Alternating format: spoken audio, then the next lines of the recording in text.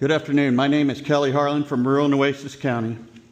There have been multiple complaints filed regarding groundwater production on the Edrich Foundation property and the discharge of that groundwater into Kayamon Creek.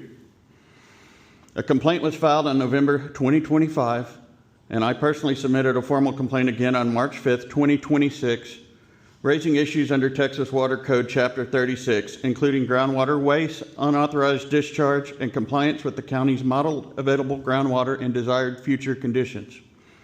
On March 13th, the only response I received from this district was that my email was forwarded to the board. That's not an investigation, that's not enforcement. Meanwhile, the activity continued. It was documented on video numerous days and covered by the local news and it did continue until the KRS 6 news story broke. So the timeline is clear. This illegal and wasteful pumping should have been stopped by this board. Instead, it only stopped after it made the news. Groundwater was being pumped and discharged into a creek channel before the emergency bed and banks permit was issued. So the question is simple.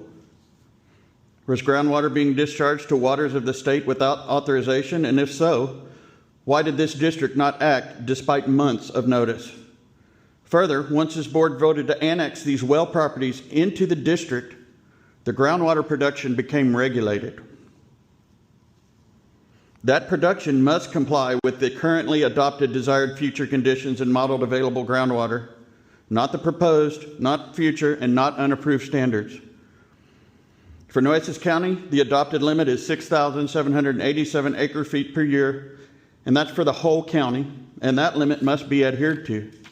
The city has publicly stated that it expects to vastly exceed that limit by May. So my question to this board is direct. What is the board doing right now to prevent groundwater production from exceeding the legally adopted MAG and violating the DFC? Because under Texas law, you cannot allow production beyond those limits, and you are required to protect the aquifer for all users. And looking at today's agenda, there's nothing here about protecting groundwater, only items advancing continued well-field activities. So what is this board doing to protect, preserve, and conserve groundwater in Nueces County? We are watching everything that goes on, and we are documenting everything that is happening here and out there. And we would encourage this board to keep its ethical obligations in mind as you are personally accountable for your decisions. Thank you.